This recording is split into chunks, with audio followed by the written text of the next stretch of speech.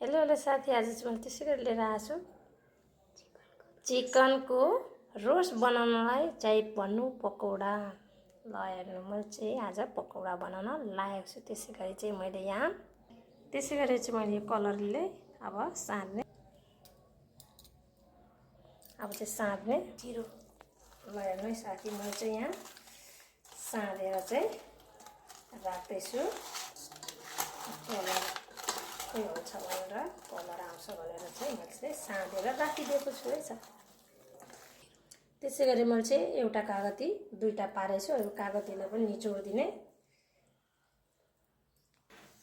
ल हेर्नु साथी, मैले चाहिँ कागती निचोडेर फेरि मुसिदिने।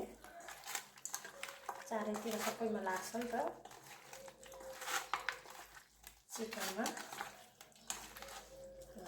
साँधेर चाहिँ राखिदिएँ। अब मर मसला यो चाहिँ मैले स्वाद अनुसार नुन हाल्ने, नुन हालेर मुस्ने।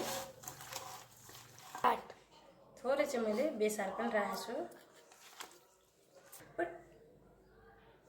त्यसै गरी चाहिँ मैले यो धनियाँ, जिरा, मरिच, गरम मसला, मरिचहरू सबै घरकै चाहिँ यो मसलामा पनि हालेर चाहिँ साँध्दैछु है साथी। घरकै मसला भएर चाहिँ मैले पहिला साँधिदिने मसला। यो चाहिँ धुलो खोर्सानी, यो पनि।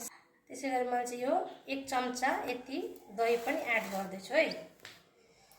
दही पनि एड गरेर मुस्ने। त्यसै गरी चाहिँ मैले पाउडर पनि मुसिदिने।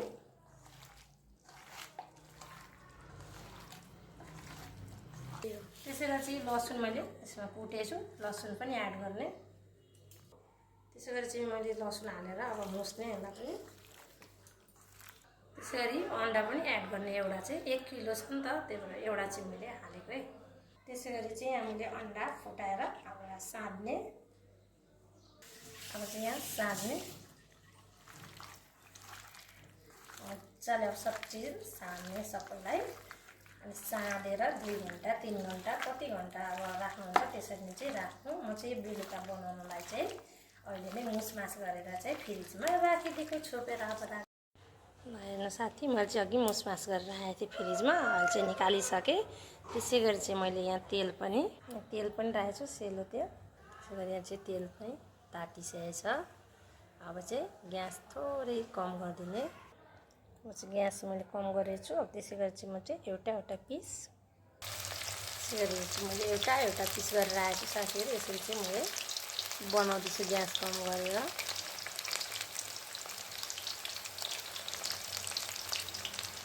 त्यसै गरी ग्यास चाहिँ मैले कम गरेछु। अब चाहिँ पल्टाउने बेला भएछ। बिस्तारै एउटा पल्टाउने। चिम्टा छ भने चिम्टाले गर्ने है, चिम्टा छैन भने अब पुनुहरू छ भने पुनुहरूले पनि गर्दा हुन्छ।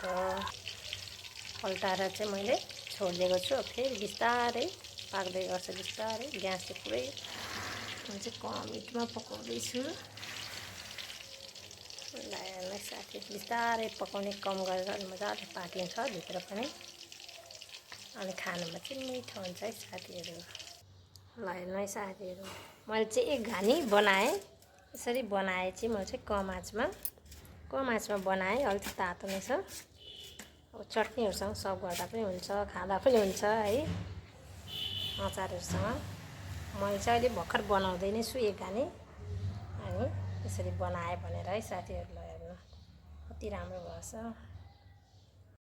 त्यसै गरी चाहिँ मैले यहाँ टमाटर अचारको लागि रेडी गरेको छु। यहाँ चाहिँ अचार रेडी गरेर आएको छु। त्यसै गरी चाहिँ मैले चाहिँ स्वादअनुसार नुन मिलाइदिने। ठिक्क पकौडासँग चाहिँ रोस्टसँग चाहिँ खाना चाहिँ रेडी छ।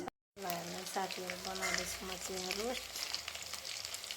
यसरी बनाउँदैछु। ल यतिको रातो चाहिँ मैले निकालेँ फ्राई गरेर। ल हेर्नु साथी, मैले चाहिँ चटनी चाहिँ यसरी राखेको छु है।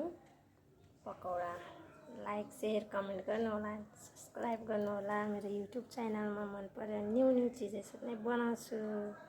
जानते हो, जब बहू ससुराल जाती है ना, तो पूरा का पूरा परिवार उसे ये सिखाने में लगा रहता है कि हमारे घर पे ऐसा होता है, हमारे घर पे ऐसा होता है। सब्जी हमारे घर पे ऐसी बनती है, वैसी नहीं बनती है जैसी तुम बना रही हो।